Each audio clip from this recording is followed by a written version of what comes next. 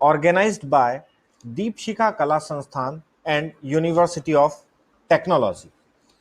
Today we are going to discuss dividend models, जो कि हमारा लास्ट टॉपिक जो था डिविडेंड पॉलिसी उसका न्यूमेरिकल टॉपिक है। इससे पहले हमने डिविडेंड पॉलिसी के जो भी थ्योरेटिकल टॉपिक्स थे वो डिस्कस किए, जिनमें हमने डिस्कस किया what is dividend policy, what is the factors affecting dividend policy and kinds of dividend में हमने डिविडेंड कौन कौन से हो सकते हैं, किस तरीके से उनको डिवाइड किया जा सकता है, टाइप ऑफ सिक्योरिटी के अकॉर्डिंग हमने पढ़ा preference dividend, equity dividend, timing of dividend के अकॉर्डिंग हमने पढ़ा interim dividend and regular dividend, medium of payment के अकॉर्डिंग हमने 3 तरह के डिविडेंड डिस्कस किए, cash, stock and bond dividend. Today we are discuss dividend models, but before the start this topic I want to say something. If you have any problem regarding numericals, questions and any other, then you can call us and mail us. आप हमको call भी कर सकते हैं और mail भी कर सकते हैं। Now come to the point, dividend models. There are 3 type of models.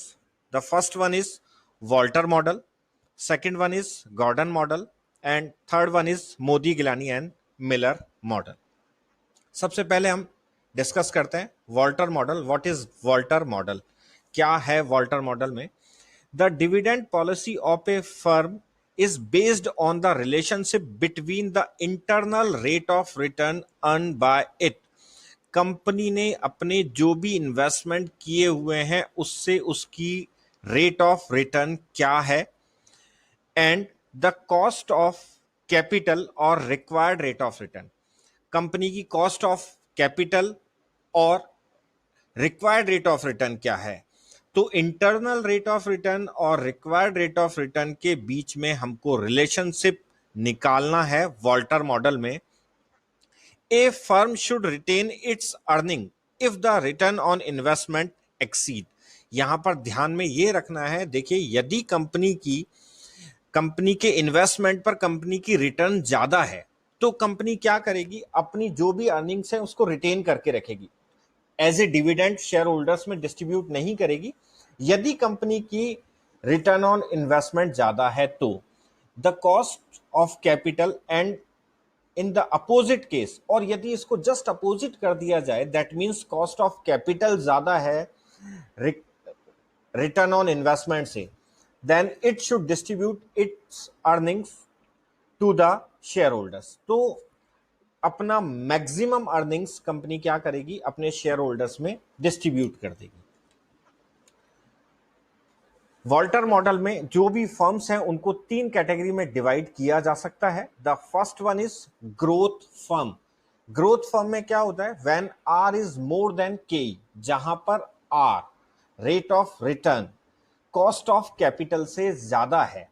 यहां पर हम देख सकते हैं those firm whose internal rate of return more than the cost of capital, जहां पर rate of return that means company जो amount अपना, जो लिक्विडिटी अपनी इन्वेस्ट कर रही है उस पर मिलने वाला जो रिटर्न है वो ज्यादा है कॉस्ट ऑफ कैपिटल से, आर कॉल्ड ग्रोथ फर्म। तो वो ग्रोथ फर्म की कैटेगरी में आती है। सच फर्म शुड हैव 0 पे आउट रेशो। ऐसी कंपनियां क्या करती हैं, मिनिमम डिविडेंड या 0 डिविडेंड पे करती हैं अपने शेयर होल्डर्स को, और मैक्सिमम जो अर्निंग्स है उसको रिटेन करके रखती है अपने इन्वेस्टमेंट के लिए, and should reinvest their entire earning for maximize market value of shares, और वो उस अर्निंग को री इन्वेस्ट करती है। The second category of firm is declining firm. Declining firm में क्या होता है, जस्ट अपोजिट है, when are is less than K, जहां पर rate of return cost of capital से कम है।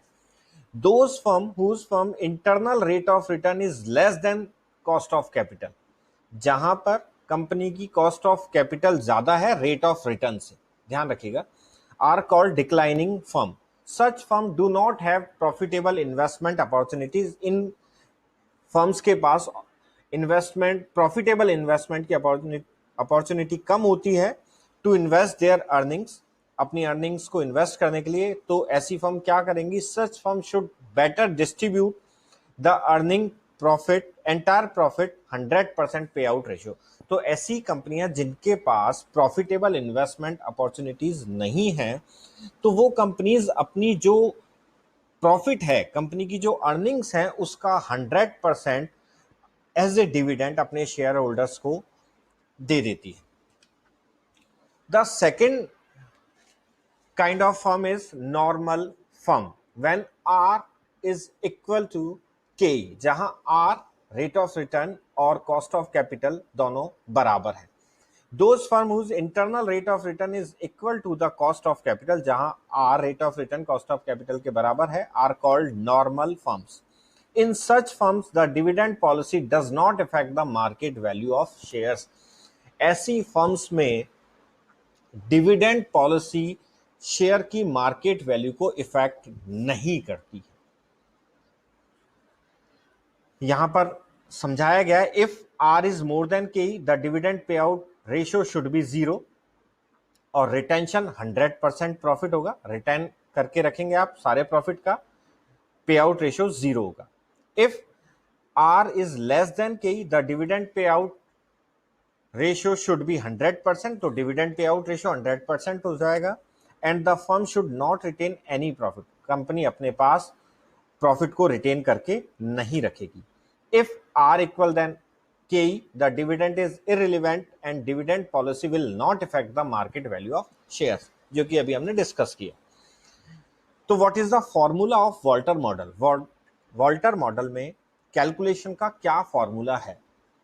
देखिएगा, P is equal D upon KE plus R E minus D divided by KE upon KE. यहां पर फुल फॉर्म देख लेते हैं. P for market price per share, market price क्या है पर शेयर वो आपको जो कैलकुलेट करना है. D for dividend per share, R means internal rate of return और E means earning per share, आपकी अर्निंग पर शेयर क्या है. And the KE means cost of equity capital of capitalization rate, cost of capital, cost of equity capital. ध्यान रखिएगा, what is the cost of equity capital? That means KE. यहां पर अब काम की चीज आती है, एक एग्जांपल है, न्यूमेरिकल सॉल्व करके देखते हैं.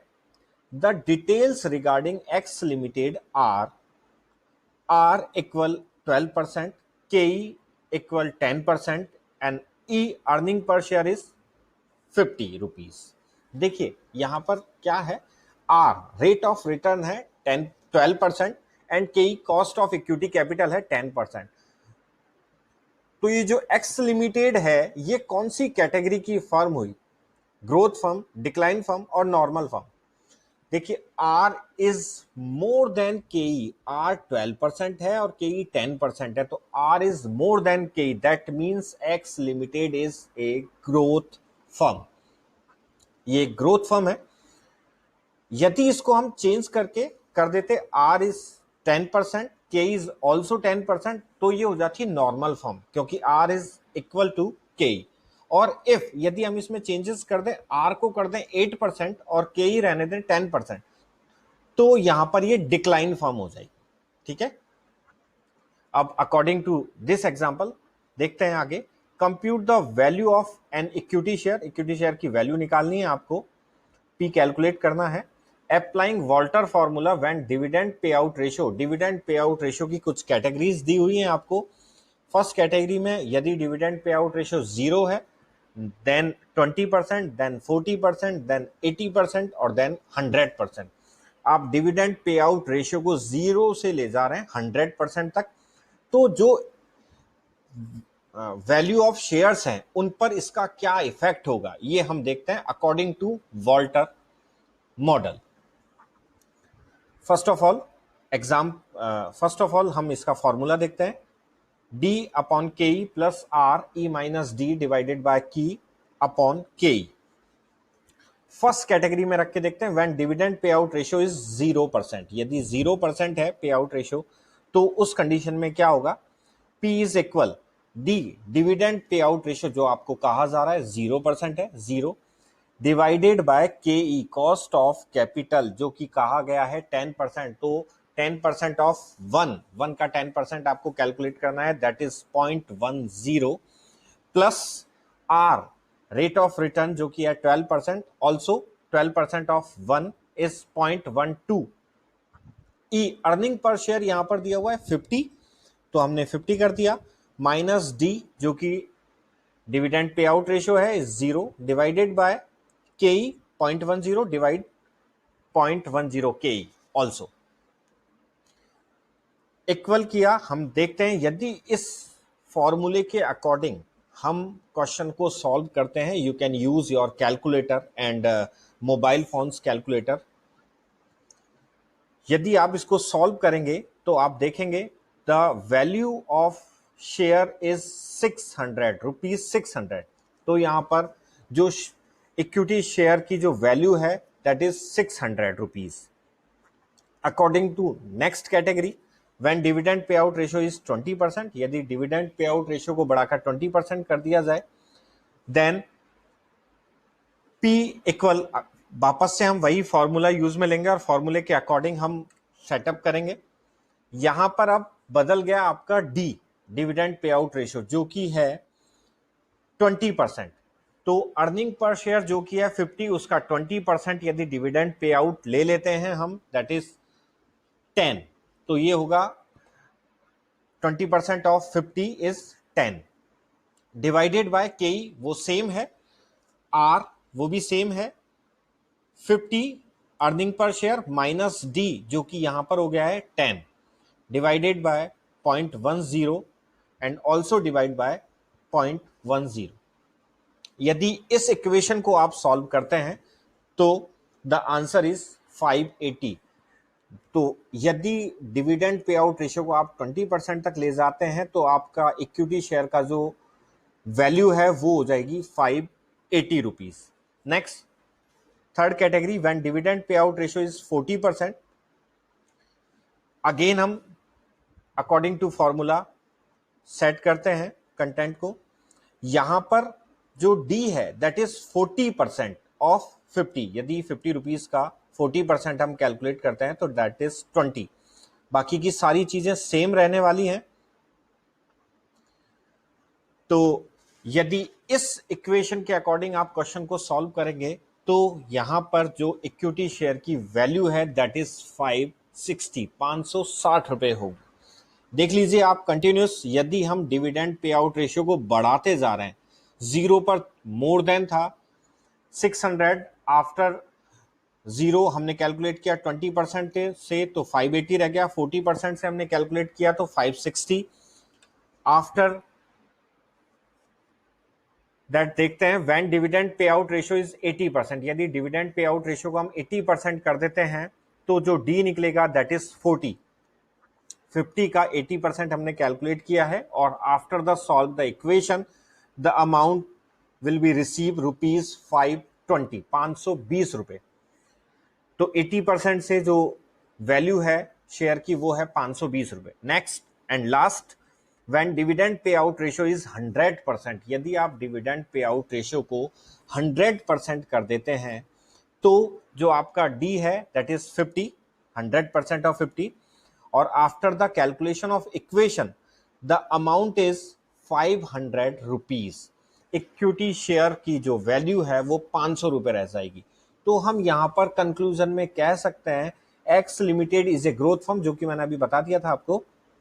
The value of its shares is inversely related to dividend pay out ratio, उसी के अकॉर्डिंग अपोजिट चल रही है वो। As the dividend pay out ratio increase from 0 to 10%, आप डिविडेंड पे आउट रेशियो को जैसे 0 से 100% पर ले गए, the market value of shares declines from 600 to 500, 600 रुपए से 500 रुपए पर आ गई। when all earnings are distributed its value is lowest। यदि इस सिचुएशन में डिविडेंड पे आउट रेशियो को आप ज्यादा रखेंगे तो आपकी जो मार्केट वैल्यू पर शेयर है वो कम हो जाएगी। In other words we can say optimum pay out ratio is zero. That means zero पर जो हमारी वैल्यू आ रही थी दैट इज 600। तो हम ये कह सकते हैं कि डिविडेंड पे आउट रेशियो यहां पर 0% रखना मोर बेनिफिशियल है। अब आप इसी एग्जाम्पल को अलग अलग तरीके से भी सॉल्व कर सकते हैं। हमने एक्स लिमिटेड जो कि ग्रोथ फर्म थी उसके अकॉर्डिंग सॉल्व किया। यदि आप यहां पर वाई लिमिटेड और जेड लिमिटेड और ले लें, वाई लिमिटेड में आप कर लें आर इज 10% एंड के इज ऑल्सो 10%, नॉर्मल फर्म, वहां पर आप देखेंगे कोई इफेक्ट नहीं आएगा वैल्यू पर। और यदि आप आर को कर देते हैं 8% और के को कर देते हैं 10%, तो जो रिजल्ट्स होंगे वो ठीक अपोजिट होंगे। 0% पर मार्केट वैल्यू सबसे कम आएगी और 100% पर मार्केट वैल्यू सबसे ज्यादा आएगी। इन दोनों ही कंडीशन से आप इस क्वेश्चन को सॉल्व कर सकते हैं और आप कीजिएगा भी जरूर। After the Walter model the second model is Gordon model. What is Gordon model देखते हैं। Gordon has also proposed a dividend model that the dividend policy of the company has a direct bearing on market value of shares। यहां पर भी market value of shares का direct contact है। This model is also based on similar to Walter model। ये भी Walter model के similar ही है। Value of shares according to Gordon is equal to the present value of its expected future dividend and can be calculated as follows. आप इसको कैसे calculate कर सकते हैं, न्यूमेरिकल पॉइंट पर आते हैं। Formula of Gordon model, P price per share यहां पर आपको कैलकुलेट करनी है, equal D divided by K E minus G. There is another formula E 1 minus B divided by K E minus B are. देखिए हम first formula opt करते हैं जहां पर आपको P price per share calculate करना है। पहले फुल फॉर्म देख लेते हैं। What is P price per share, what is D expected dividend per share, E means earning per share, K means cost of capital जो पहले भी था, and b means retention ratio जिसको हम कैलकुलेट कर सकते हैं 1 minus pay out ratio, the percentage of earning retain, कितना परसेंट आप अर्निंग्स को रिटेन कर रहे हैं, और आर इज इक्वल जी जो है ग्रोथ रेट। यहां पर भी तीन तरह की फर्म्स है।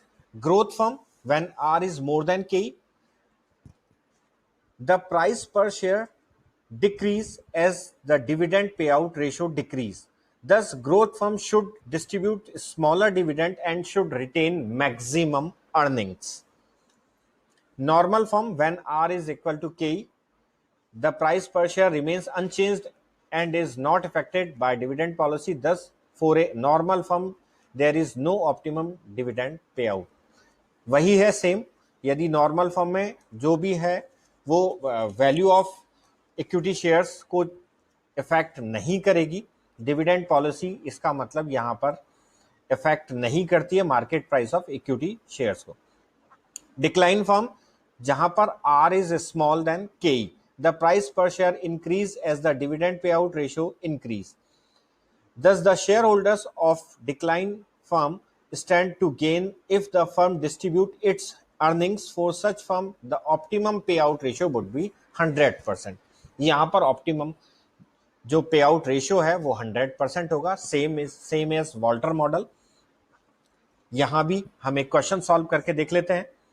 फर्स्ट ऑफ ऑल एक example, a company has 10% actual capitalization आपको दी हुई है 10%, cost of capital, a dividend pay out of 50%, जो डिविडेंड पे आउट है वो 50% है, and declare a dividend of ₹2 per share, और जो आपने डिविडेंड डिक्लेयर किया है वो ₹2 है per share. The normal capitalization rate in the industry company to which the company belongs is 12%. Find out the value of equity share of the company using the Gordon model. According to Gordon model आपको इसको solve करना है. First of all, formula D divided by KE minus G. देखते हैं D dividend जो यहां पर दिया हुआ है 2 rupees per share. Cost of capital जो कि है आपको कहा जा रहा है कॉस्ट ऑफ कैपिटल के लिए normal capitalization rate in the industry company to which the company belong is 12%, जो कि 12% तक ले जाना चाह रही है कंपनी. तो 12% ऑफ 1 इज 0.12 एंड जो कि ग्रोथ रेट है इज 50%, जो कि ग्रोथ रेट है उसके लिए कहा जा रहा है 50%. ये यहां पर है ए डिविडेंड पे आउट इज 50%. तो अकॉर्डिंग टू फॉर्मूला हम कंटेंट को यहां पर सेट करते हैं. D ₹2 divided by 12% minus 50%. 12% जो कि केई है और जी ग्रोथ रेट जो है 50%. After the solve this percentage the formula is 2 divided by 0.12 minus 0.05. 2 divided by 0.07, 12.12 minus 0.05 हमने किया 0.07 यहां पर है. तो यदि इस इक्वेशन को सॉल्व किया जाए तो द आंसर इज 28.57. तो प्राइस पर शेयर जो होगी कंपनी की that is 28 rupees 57 पैसा. ये हमने क्वेश्चन सॉल्व किया according to Gordon model. After the Gordon model the next model is Miller model. What is Miller model? देखिए, Miller says the dividend decision and retain earning decision do not influence the market value of the share. यहां पर ध्यान रखना है कि Miller model का कहना है कि dividend decisions and retain earning decisions do not influence market value जो शेयर्स की है उसको इन्फ्लुएंस नहीं करते हैं. आपके dividend decision and earning retain decision जो हैं वो आपके शेयर्स की मार्केट वैल्यू को कोई इफेक्ट नहीं करेंगे. Dividend policy is irrelevant for valuation. Dividend policy इसके लिए वैल्यूएशन के लिए इररिलेवेंट है. इट्स डिविडेंड पॉलिसी में have no influence on the market price of shares. साफ साफ कहा जाता है अकॉर्डिंग टू मिलर मॉडल कि आपकी डिविडेंड डिसीजन और रिटेन्ड अर्निंग डिसीजंस आपके शेयर प्राइस जो है आपकी उसको इफेक्ट नहीं करते हैं. What is the formula of Miller model? The formula is expressed by the model is expressed by the formula. What is the formula? P1 equal P0 1 minus KE minus D1. What is P1? Market price per share at the end of the period. Last में market price क्या होगी ये हम P1 के according देखेंगे. P0 market price per share at the beginning of the period. यहां आपको check करके बताया जाएगा कि जो प्राइस आपकी स्टार्टिंग में थी वही प्राइस आपकी लास्ट में रहेगी. There are nothing change. तो P0 है market price per share at the beginning of the period. K is cost of capital. D1 is dividend to be received at the end of the period. D1 is dividend जो कि receive होगा year के last में या जिस भी period की आप बात कर रहे हैं उसके लास्ट में. After the calculation of P1 we can calculation of value of the firm. आप यहां पर आपको अल्टीमेटली यहां पर वैल्यू ऑफ द फर्म निकालनी है और आप दोनों ही सिचुएशंस में वैल्यू ऑफ फर्म यदि निकालेंगे, value of the firm when dividend is paid और value of the firm when dividend is not paid. एक सिचुएशन जिसमें आपने डिविडेंड दिया है और दूसरी सिचुएशन जिसमें आपने डिविडेंड नहीं दिया है. दोनों ही सिचुएशंस में आप पाएंगे कि जो वैल्यू ऑफ द फर्म है दैट इज सेम, दोनों में कोई चेंजेस नहीं मिलेगा। तो formula the value of the firm निकालने का, n P O equal n minus m P1 minus I minus X divided by 1 plus K. N means number of shares outstanding at the beginning of the period. N से यहां पर मतलब है number of shares outstanding, जो starting में outstanding shares थे। PO का हमने अभी पढ़ा था market price per share at the beginning of the period. N means again number of the shares outstanding at the beginning of the period. M means number of new shares to be issued at the end of the period. आप कितने नए shares issue किए हैं आपने। And I means new investment and the X means expected income। यहां पर X का मतलब भी है expected income से। After the calculation of value of the firm, we can calculate number of shares issued at the end of the period. M can be calculated by the following formula। यहां पर ध्यान रखना, आपको ये ध्यान रखना है कि आपको वैल्यू ऑफ द फर्म निकालने से पहले आपको number of shares issued at the and आपको पहले ये कैलकुलेट करना होगा, क्योंकि M आप यहां से कैलकुलेट करेंगे और जब यहां से M कैलकुलेट हो जाएगा तब आप यहां पर M को यूज कर पाएंगे। तो पहले आपको number of shares issued at the end of the period calculate करना है। उसका फॉर्मूला है